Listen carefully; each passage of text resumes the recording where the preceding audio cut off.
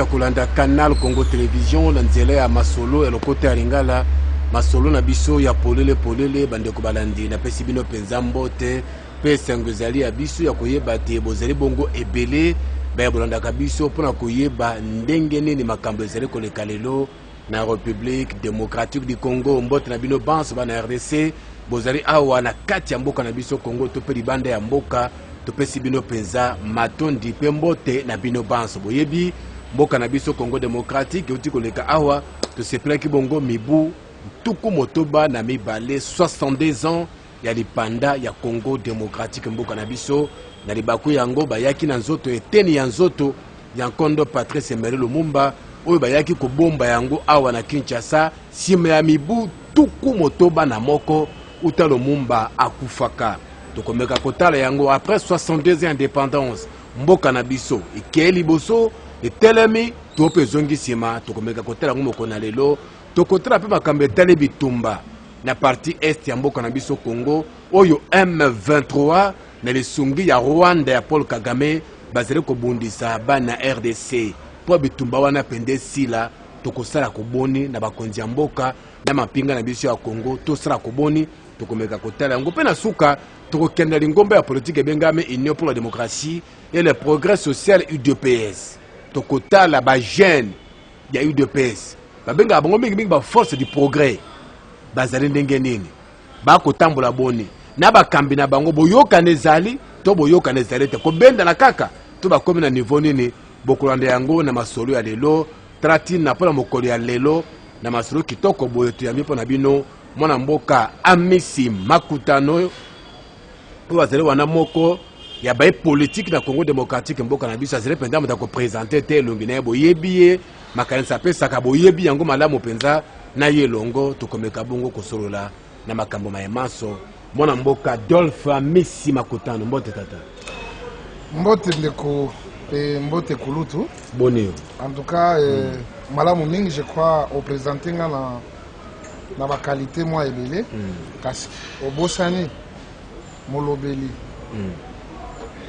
moko ya tata mokonzi le communicateur privé de son excellence monsieur le président de la République et mokambi ya bilenge voilà pende frère ko beta sete po pona yango les affaires na letoma ben moko ba lobeli ya tata mokonzi ya mboka Adolphe Amisi Makutano azaka na bande ko force du progrès est-ce que bazaka kana boyokane est-ce que azaka ka mokambi na bango babwakisa yetu babwakisa yete lelo tokoloba yango na bilili pona kosukisa tembe nyonso Adolphe Amisi lelo tozali awa na mboka na biso Congo toti ko sepela 62 ans d'indépendance ya République démocratique du Congo question ya liboso na mukuse penza après 62 ans d'indépendance est-ce que RDC progressé est-ce que régressé ou besoin marquer le pas?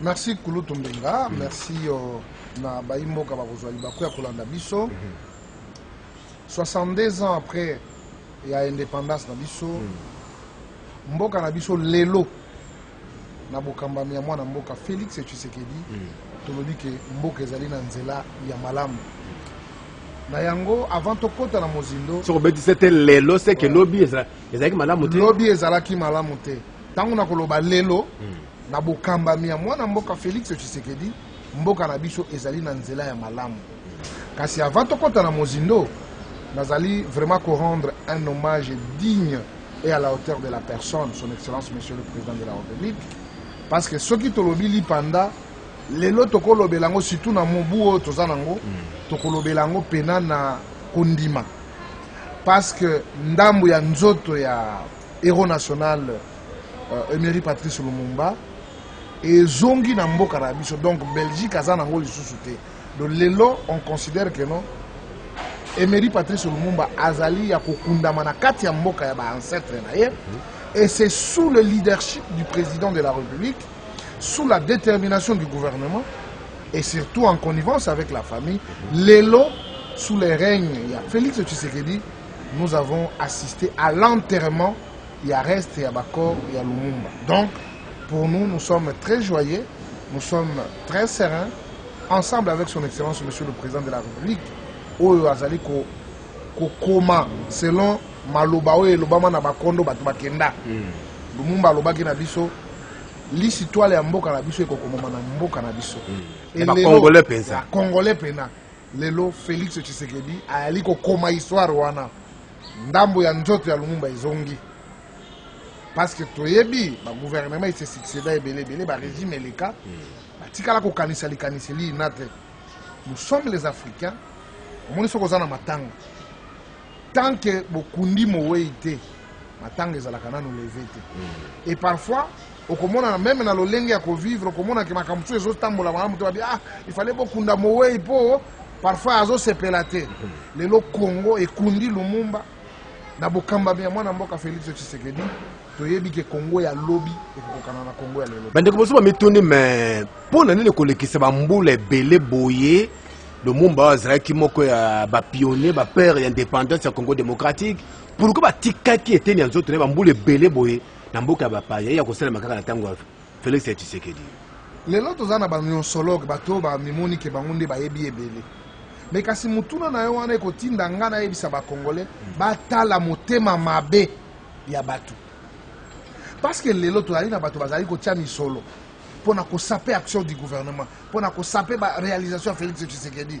parce que balingi kaka yete mais lelo na mutuna otuni pour na nini kaka lelo parce que nous avons un pur sang un Congolais digne mwana mboka oyo oyo ayebi l'histoire ya mboka na ye tellement que ekomama déjà que histoire ya mboka na biso ekokomama na biso moko mwana mboka Félix Tshisekedi azali kokoma histoire ya mboka na ye sans que atia yango na brillant mais azotia yango na propriété et pour cela nous devons lui rendre les hommages dignes parce que eloko asali ezali motuya makasi eloko asali ezali très symbolique pour la République démocratique du Congo et pour na yango nous sommes très joyeux et tolobi Congo ya lelo ko maintenant parlant kaka na makambo etali Kondo Patrice Emery Lumumba oyo nzoto na ye ebombami mpenza na ndenge esengeli na esika mpenza ya kitoko mozole mpenza ya kitoko esa il faut le dire oyo ebongisami mpo na ye awa na ville province ya Kinshasa 62 ans après okani te mpenza ke etumba ya Lumumba mpo na indépendance ya mboka na biso Congo ezali kaka pamba eboti mbuma to mpe ndenge nini non bitumba ya Lumumba ezali ekwei pamba te parce que soki tolobi tozwa bitumba ya Lumumba eyali kokokana na bitumba oyo UDPS ebunda mpo na mboka oyo la liberté ya bacongolais na mboka na bango l'esprit rationnel de la gestion de la république parce que ndeko nanga oyebi ke bayi politique ebele babimi ba escroc na kombo ya Lumumba tomoni bato wana kati ya mboka oyo les lumumbistes lors du speech du président de la République a rappelé malamu lobi tokoki kozala na bokabwani na biso sur le plan politique mais toali bandeko na kati ya likama tozwa ya kobungisa Lumumba tobande kolela ye kaka na mopepe toyebi te ezalaka wapi lelo ndambo ya nzoto na ezongi na mboka na biso c'est lumumbiste bomona bango parce que yo ozali mopanzi sango ya lelo te okoki kotuna bango motuna kilumumbiste na bango ezalaki nini bokabwani na biso c'est normal la divergence politique mais lelo Lumumba alali wana ndambo ya nzoto efandi wana tout ce monde là les kabilistes Kabila alobaki azalaki lumumbiste wapi nani oyo Kabila mabokabwana na ye non nazali koloba tokabwana na ye na bondeko na Lumumba te parce que amilobaki ke aza lumumbiste oyo nani Muzito alobaki aza lumumbiste bobe minako bango oyo so batu nyonso wana ya PPD bazalaki balumumbiste nzoto ya Lumumba eye na mboka totiana lobokeseni bipai pembeni tolela oyo tomonaki ke azali idole na biso vous comprenez. Moi, je ne suis pas lumumbiste. Moi, je suis tshisekediste. Quand je parle de Tshisekedi, ils ont une valeur que estimé en côté que n'a la valeur. Je suis un tshisekediste. Il y a des valeurs de tshisekedisme. Il faut la katinanga, sengeli ngaina teya na ba génération mususu bakoya. Donc, je suis un tshisekediste convaincu et convaincant. Mais maintenant, ceux qui ont chanté Lumumba pendant des années, bazui même ba poste no ya Lumumba parce que baza ba lumumbiste mais tant on doit tuer Lumumba yé, basali nini. Voilà l'escroquerie politique. Le véritable lumumbiste du Tshisekedi, c'est Félix Tshisekedi. Il a honoré le père de l'indépendance, aujourd'hui président de la République. Voilà les modèles qu'il faut suivre. Keto, il faut arrêter. Keto, il faut arrêter. Je sais qu'on ne partage pas les mêmes valeurs sur le plan politique. Moi, je suis tshisekidiste, toi, tu es kabiliste, l'autre là est lumumbiste, l'autre là est bembiste, l'autre là est camériste. C'est normal. Mais ce qui nous unit, c'est le Congo. Mais quand on a des problèmes, nous devons nous mettre ensemble. Total, là, parce que Lumumba, biso tout au fait takaye. Le 30 juin, c'est les efforts de Lumumba, Okito et Polo Maurice et autres. Polo Maurice. Ils allaient le fruit. Il y a Batouana Misato, même si Lumumba dem tozaka liboso, mais ayebana mwa makasi, mais tata mokonzi a valorisé mi balo batikalaki pour ne pas falsifier l'histoire. Mais bino batu, oh boyebi ke idole na biso ndambo ya nzoto ye, ata na yoka na Félix Tshisekedi te na koya. Batindaki ba invitation na bango nyonso. Mais tala batu ndenge bazali kolakisa keto. Mais keto na bango eza na sika te parce que ba kongomani nyonso bayaki pour nous réserver les hommages dignes. Il y a personnalité, il y a Lumumba, et que son âme repose en paix sur la terre de ses ancêtres. Oye salamaki, yangonde ya mutuya, pe biso esengeli tozo makanisi, pe lo lenge nenge tata mukonzali komema biso, tozala na bolingo, tozala na bondeko, toloba liloba moko pona Congo na biso ekende liboso, on est totikala na keto pour que makabo ezonga kasima, ça ne va pas nous avancer. Biso ne tokozala ba perdant, pe bato musu bakozala pona ba seka biso. Bato musu bakozala wana po ba seka biso. Merci beaucoup maloba ya mwana mboka Messi Adolphe. Oto yambi lelo pona makambo masona biso ya polele. Nzoto ya Patrice Emery Lumumba ezongi na Congo. Oyo ezaka kalino ya pamba te. Na Afrique moto akoki kokufa na Kisasa awa bakundie na malita awa na Kisasa me bakamati kaka suki na ye to linzaka to bilamba alataki batindi yango na mboka pe basali matanga na suki wana eza ko représenter mobimba ya moto molimo ya Lumumba ezalaki ya kotelengana ya kowaya na kopeme pa iwapi lelo ye ndenge ndeko alobi na bokambemi ya mwana mboka Félix Tshisekedi babongisi penze esika oyo esengeli esika ya malamu ya polele yo kopesa bakuna moto nyonso amona epai wapi nzoto ya nkondo Patrice Emery Lumumba babomba yango na mutindo molongo bani longonya penza na mokonzi ya mboka pe na gouvernement mobimba ya Congo démocratique pona mosala basali kitoko penza ya kotombola Patrice Emery Lumumba kaka ye moko te na Polo Maurice pe azilo kumu na Okito pe azilo kumu oyo kutu na histoire ya Congo komona bango penza etanga mbakate beta makate malembe disolo ya Congo démocratique et bandi ko koma mandenge sengeli na ba congolais bango moko amisi makutano 62 ans ya RDC indépendance to beti masona yango mais to tra lelo tozolela après 62 ans bamboka mike biloko ya mike et comme ko tungisa les grands Congo makambo tozo vivre là na RDC ezalo kola nzoku azolela liboso ya ngungi to liboso ya ndindi qu'est-ce qui se passe na partie est ya Congo nini penda tozo zanga pour que un jour makambo ya est ya RDC si là ba congolais batomba pe tête tolo bombé na mboka oyo. Merci beaucoup Ndeko Mbenga ya liboso na koloba que après avoir totalisé 62 ans ya indépendance na biso maintenant esengelaki tolobela litamboli na biso elekaki lolenge kani. Merci. Nous sommes tokotisanaki na koinana, tokotisanaki na trahison. On était au service de plusieurs fronts. On n'était pas au service de la République démocratique du Congo. Tel a été le vœu de nos pères fondateurs au bazalaki ba acteur et indépendance. Toi qui na monyoko ya mundele. Tulobite tokoki konyoko na mabele na biso te. Mundele sengeli ato sa biso parce qu'azali epai na biso. Les courants panafricanistes, président Alekaki Mwandamboana, avec les Kwame Nkrumah, oyo bapesa ki pe mayele na balumumba pona koyebisa bango, batu wana esengeli bato sabino, mboka eza ya bino eza ya bango te, epesa ki bango lisusu mwa makasi. Mais malheureusement, la trahison a été au rendez-vous entre biso na biso. nalingi na trahir moninga mpo lobi baconsidere ngai eloko ya mabe eza kaka eloko ya mabe lelo tozali kotire baconséquence ya motema mabe ya batrahison na biso et surtout de ne pas vouloir koappuye bato esengeli to appuye bango pour ke mboka na biso ekende liboso ya mibale ndeko mbengi lelo toza kolobela makambo ya bitumba. Je vous ai parlé de la trahison. Ceux qui ont trahi la République démocratique du Congo ezali kaka bana na ye moko Congolais kaka bake koluka minduki po bazwa bokonzi babunani place bakendaki oyo pe a trahir oyo.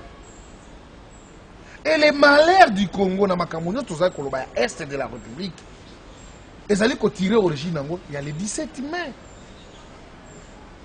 Tomonaki ba troupe ebele yaki awa ba Rwandais, ba Burundais, ba Ougandais na côté ya gouvernement où ya biso ba bengaka ba Zambiens et ba Zimbabwéens et le reste. Bandeko wana nyonso bazonga oyo mwa pays moke oyo Rwanda. Quelle influence, quel est le jeu, quelle opportunité et surtout quel est son apport pour que a infiltré la République démocratique du Congo tina sommité na yango na kati ya mboka na biso. Si tomonaki ministre des Affaires étrangères rwandais tomonaki na mboko un chef d'état-major général azali ya Congo azali pe ya Rwanda mais congolais alingi kotala histoire na yete alingi kaka koina mutu kobenga Chilombo. Chilombo, c'est un praticien de la politique et de la diplomatie. Moment ni mabel na biso place outi. Ndeko mbenga nazaki mkomsusu nazali na frontière ya Gisenyi place wana. Tala bato bazali kosala na douane. Okomi tuna mais qu'est-ce qui se passe? Bavanda ka pe na Congo te, mais bazali kosala na douane ya Congo. Moi je suis de l'Est. Na yebi Banyarwanda ndenge bazalaka. Na boni bango Banyarwanda, mais lui non bango bazaba congolais. Ben ça na douane ya Congo. Mais Banyarwanda balalaka na Gisenyi. Deuxième bazali batu wana biso twali na bamboka ya batu mususu. Tozali te que tozali ko renforcer xénophobie ou tout ça non. Mais chaque mupaya sengeli atosa mboka ya batu parce que biso pe totosa ka bamboka ya batu. Nga nakoki kolongwa jamais na Congo nakomi kokende kosala na douane ya Congo ya Rwanda parce que tozali tokabwani kaka na mabele kaka mai ezati ni mabele wana na Gisenyi et pas na bango bazali ko réglementer mais sika na biso banani bazali kopesa bango ba opportunité wana. Est-ce que zate pour biso moko pe tozalo organiser à l'interne? Mais quand on dit on n'est pas organisé, c'est-à-dire nous avons l'infiltration quand na biso toali na bao bazali ya biso te. Kasi babengi bandeko na bango bazala mwa ebele na kati ya administration na biso na kati ya service na biso. C'est la même chose dans l'armée. Mais ce qui étonne de Adolphe à Messi ba infiltré wana basusu ba yebani ba kombo na bango etanga makame tozo kendelele omi mibumine oyo UDPS oyo lingomba ya liboso ya opposition mboka na biso oyo kongola leka na UDPS tena na ebite o bato ebele batiena batira motema ndengeli bato wana ba yebani me bazraka kaka tilelo na biso na kati mboka. Merci beaucoup na reconnaissance ya koyeba que ezali parti ya munene ya mboka oyo esengela kitola kisabatu pour gérer mboka autrement, pas avec les sentiments, pas avec les sensations. Mboka ba gérer na ki banditisme te. Ils ont ba technicité pour gérer mboka. Tout Congolais esengeli à se sentir à l'aise. Même mupaya oyo azana kati ya Congo, esengeli ayeba que na kati ya mboka oyo nazali protégé. Mais chaque institution azali obligé à jouer rôle na ye. Tata Mokonzi. Rappelez-vous dans ma histoire à Est. Le chef de l'État est allé à Goma pendant, je crois, plus de 3 semaines. Il a parlé de quelque chose de très important. Batou va utiliser la loi de l'Omerta. Hein? C'est-à-dire Bazako Iba dans la sourdine en silence. Bazako détourné en silence. Bazako Boma en silence. Bazako violé en silence. il y a toute une opacité qui ne dit pas son nom. Ça reflète l'infiltration au toit. Mais que l'armée est un domaine plus sensible parce qu'ils allaient toucher la sécurité à mon cannabis. Je sais qu'il y a des techniciens. La situation que nous avons aujourd'hui est perdurer 18 ans, plus de 22 ans. Ce n'est pas au jour au lendemain qu'on démanteler, il faut avoir la méthodologie. Parce que mon sécurité, les résultats c'est l'M23 là-bas. Et c'est le mouvement Créama qui, le 23 2008-2009, les lots, et ça qui le Kobunga, après il réapparaître les choses. Ce sont des malhonnêtes du Rwanda. Rwanda a coupé sa bango, Baminduki, Azali coupé sa bango et belé, sans oublier que Bisso Toali n'a embargo. Et vous dites qu'on a même rappelé la fois passée. Baliki Bisso to soma Minduki. Tous à la cacaboé. Mais par l'aide, n'est-ce pas, de la conscience nationale, les dignes fils Bazali qui ont mouillé les maillots. Même attends ma flèche, même attends ma lance-pierre, nous allons vaincre cette guerre avec ou sans Batounio Soyo. Bazali comme la biso que non l'infiltration et ça l'a toujours au-dessus. Chaque chose a son temps. Mais je tiens personnellement à féliciter nos forces armées, nos services de renseignement, nos polices, Oyo, Bazali, au front. Je crois qu'ils sont en connivence avec le commandant suprême des forces armées, le président de la République.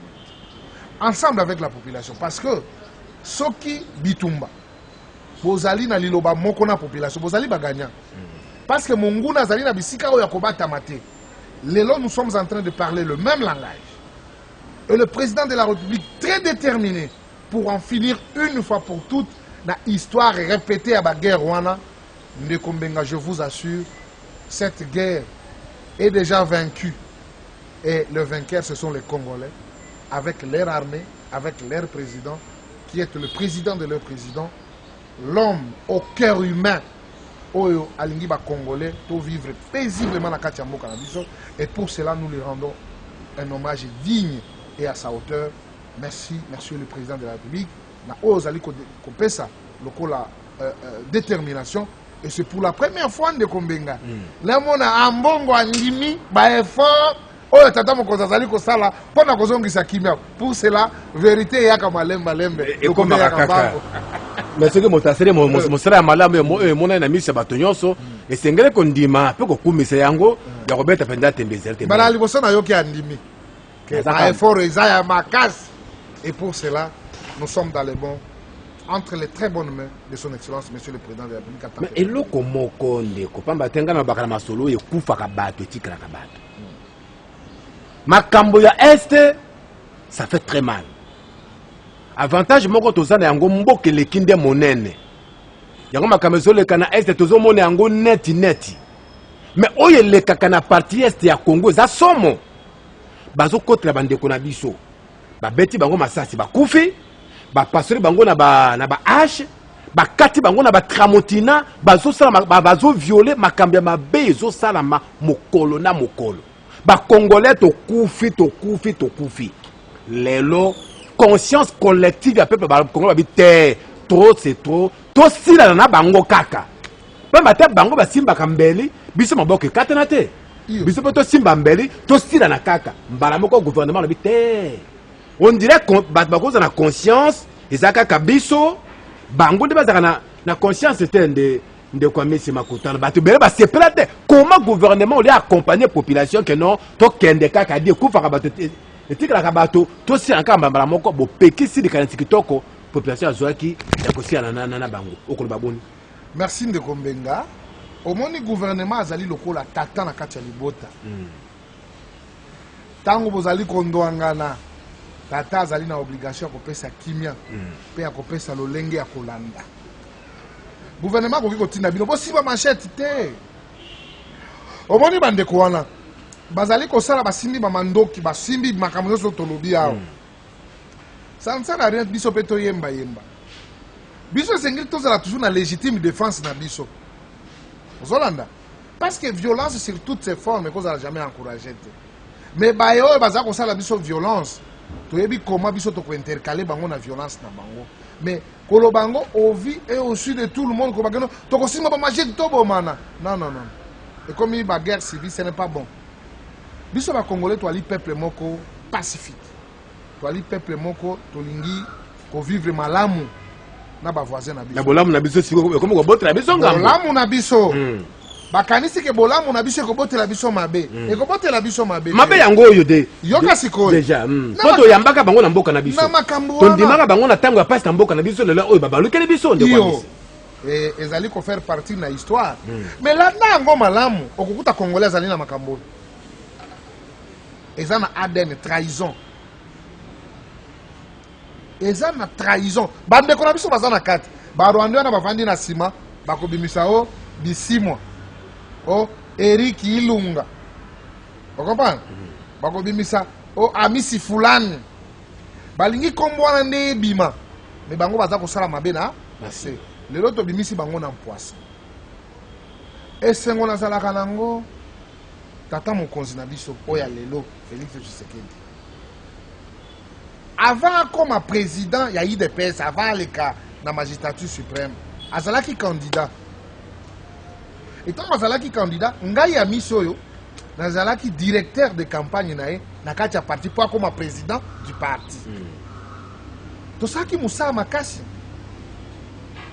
ntango abimi président asalaki discours moko na kati ya discours wana nazozwaka mwa eteni moko ya moke alobi azwaki insise ya Frank Fano alobi Afrique ezali na forme ya revolver donc gâchette ebeteli nango wana eyali nde na Congo mais naza koassire bacongolais mpe bamembre ya parti que une fois élu président nga nakopesa moto te c'est-à-dire nakoboma bato te mais nga nakopesa nde kimia ezala na banef voisin na biso tozala vraiment malamu mpo na suka nango tokende pour te développer l'Afrique en général. Voilà l'idée. Il est dans ça. Gardons notre culture. Nzambe alalaka te. Azali boso pe azali kotala ndenge ni to ali kobunda poto zongisa kimia. Mais ba oyo bakanisi bango nde bakolonga. Bango bakolonga biso te. Mais biso tokolonga bango. Nazana elikia ensemble na politique ya gouvernement nyonso mobimba ya tata mokonzi ya biso population to ali déterminer pour na to silisa. Mambi mana une fois pour tout tozongela ngo lisusu te. Merci beaucoup. Infiltration, ils ont makasi. Yango zeli moko ya bilembo. Oye koki kosala te tango mampinga ya FRDC babongisi makambo. Pona kokenda ko beta monguna yeba sekre na bango pe mibomba bazwa ete. Eloko ya liboso. Ya mibale. Embargo. Tosomba mandoki te. Tosomba bibundeli te. Pendant que monguna na biso wa ye ko bundisa biso, ye akosomba mandoki akosomba bibundeli ya lolenge nyonso. Est-ce que c'est une façon te ya ko affaiblir mboka na biso Congo pour to lela kaka liboso banguna na biso? Oui, merci de Kombenga. C'est fait à dessein. Par ici, il faut te remercier quand même na côté à Nations Unies, bande ko na biso ya Gabon, bande ko na biso ya Kenya, bande ko na biso ya Russie, bande ko na biso ya Japon. Oyo ba s'abstenaki na décision wana. Nous sommes un pays. Décision ezwamaka, je crois si c'est en 2008. 2008. Na makambo ya ko suspendre biso to soma minduki te. Nous sommes un état. Voilà, tout me kana kolanda na nzela bilile pamba te nungu ebo makamboka. Est-ce que ba jeune ya de pes bande ko force du progrès na mokambi na bango Adolphe Messi bazana ko yokana to bazana ko yokana te TV zali radio te. Bino moko bota na nzela bilili tango yaki epa ya bande ko Kingaboa, bande ko ya Mombele, bande ko ya DGC, bipala lekaki bayambaki ye malamu to malamu te. Télévision yango wana pe boyo kaye moko denga solaki na bandeko ya force du progrès bongo tokozonga na maso na biso simatango moke tolanda.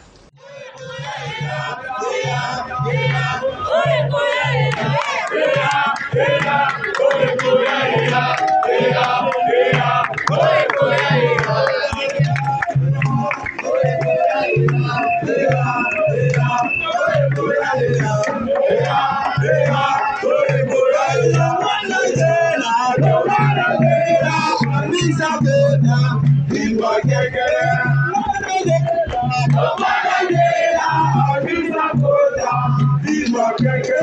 baloba liloba bo po soki tozali liboke tata mokonzi mpe azali makasi soki tozali ya kokabwana boyebake fragilité mpe ekokotela biso totika distraction élection 2023 eza nango kaka lobia période oyo eza déjà pré-campagne tokoteka mokonzi na biso ndenge nini tokozwa badepute ebele ndenge nini parce que soki tokei na aventure oyo ntina 2023 tokozongelaka makambo toolela lelo président abibi badepute baza te matondo mingi président Adolphe Amici makutano tomoni wana force du progrès tout fait tout flamme hein? C'est que les amis pour faire participer tout le monde tout il faut participer na édifice na biso na structure na biso bato mayele bayali o baleki même biso bazali faut consulter bango là où il y a un dialogue il y a pas de suspicion et c'est ça la méthodologie parce que ndeko na ngai j'ai une détermination avec toute l'équipe biso nyoso président de la République soka azui muke na Itali ba jeune et kozala 60% c'est septembre donc tozokende vers les fins fonds prêcher les réalisations du président de la République, l'amour que le président a vis-à-vis de ma jeune, parce que partout à l'Ekakalobaka, les jeunes sont toujours là. Dans la inauguration, le président soit sali. Tout ça là qui on a non. Et quand il nous voit, Aza Yako Sepela. Le président Azana est Sengo. Et surtout le secrétaire général, très attentif. Na Mambi au Matali, bilingue. C'est comme ça. Gérer, ce n'est pas aussi difficile. Mais toi, on a Batumsou Bazaki hybride, opaque. En croyant qu'ils sont devenus des dieux. Non, aux Anzambété. Belelo Augustin Kabouya, coup de chapeau, mon général, Ayoke la Kabiso, parce que Biso Toali, collaborateur direct, tous allez tout aux appels, tous aux Kambaba Bilingue, il faut tous appeler, tout recevoir orientation. Si nous avons aussi des suggestions, tout ça, la Kayango, et Tata Mokozala, quoi, l'île soit à Kotala, et Sengonende Yangwana, nous devons mouiller les maillots. 2023, parce que nous devons avoir aussi des jeunes pour accompagner les jeunes. Ndeko Amici makutano vraiment étendu za kali comme ngonga. Ngonga na biso yango na vraiment comme na suka bande ko force du progrès matono mingi mebiloko babeta na suka wana. Il de PS vivre na suka wana. Ils assomo. État de droit, zéro corruption. Le peuple d'abord. Boum, mon peuple. Voilà l'excellent. Non, mais ça crie de guerre, Nabango. Il faut que viva! Il faut que viva! Il faut que viva! Zéro corruption, le peuple d'abord, le gouvernement, Fachibéton, Siona, Liti Rouge, Linéaire, c'est vous libérer, les alliés crient Nabango, et puis ça Nabango Makasi, et puis ça Nabango le tshisekedisme dans eux, donc, et renforce ça Kondima Nabango. Pour accompagner Bitoubaï de presse, donc il y a un monde et ça la rabango. Les autres stades de net balobi qui bande quoi parlementaire de Boba ça na souci. C'est pas quoi sangana. Parlement de Bou ezali à Panabazaka sous la responsabilité à jeunesse. Il faut qu'on réglemente. Le Parlement de Bou n'est pas là pour vilipender les autorités du parti. Parlement de Bou ezali pour na kofinga ba konza parti té. Attention ba ministre IDPS miibi ba déjà IDPS miibi or ba ibité comme le moi place mo de chantage. On doit réglementer ça. Les autres on les ali ba instrument na biso.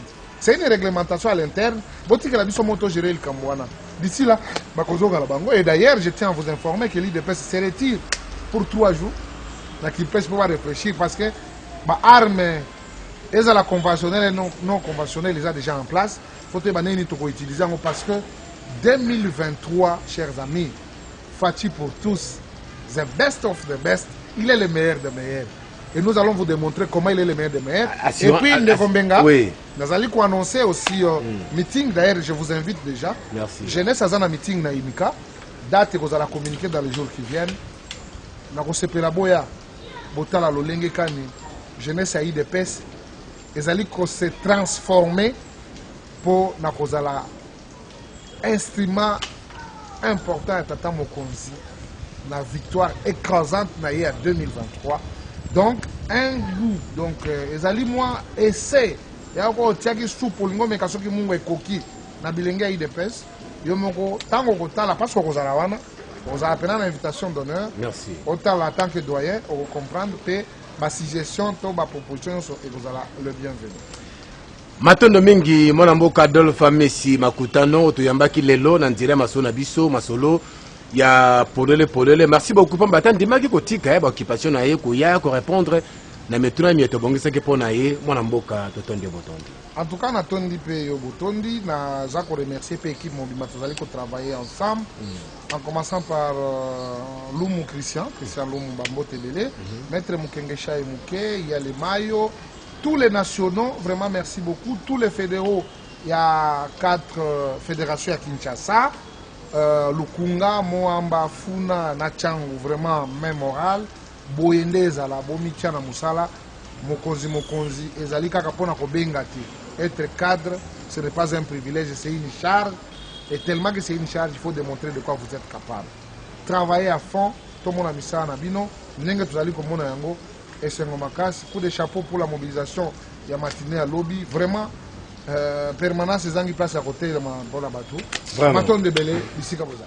Maton de Menga, Messi, Makuta, le monsieur comme la souka, mais Nazana, nouvelle moko ya Mawa, Boyebi, toza bateau, mokolo moko tobota maka, mikolo tolekisaka na se na moi mais za apena mokolo moko totikaka mokili oyo pona ngai nazali penza na mawa nazali penza na pasi na motema pamba te oyo azalaki penza motuya pona biso mama Bernadette Mbiako Ikembo wa ya magazine azali sous na bomoi te pona bandeko balekaka na marché central na Tongo esika pasteur Joko ate ya ka mama wana azalaki moko ya baba bandaki kotangira ye makomi azalaki mama na biso azalaki penda moninga ipa na ngai azalaki mama mais lelo oyo mama Mbiakoi atiki biso nzambe apesaki biso ye nzambe asepeli kokamata molimo na ye vraiment molimo ya mama Mbiakoi Kembo wa Bernadette mopema na kimia pe na kanisi mabongisi nyonso ekopesa maboko yeba lolenge kane mama na ngai moninga na ngai oyo atiki biso pe akei Nzambe apesaki biso ye ayamba ye penza na boboto bonso. Merci. Na bino banso bozaki ba kuya kolona biso Lola Kinyamba Ibrahim Nkuso Fabrice Ngudi bande kona biso na ngambe ya régie finale matonde na bino banso pona lelo to suki awa botikala malamu ndeto kutani mbale ya sima. Bye bye.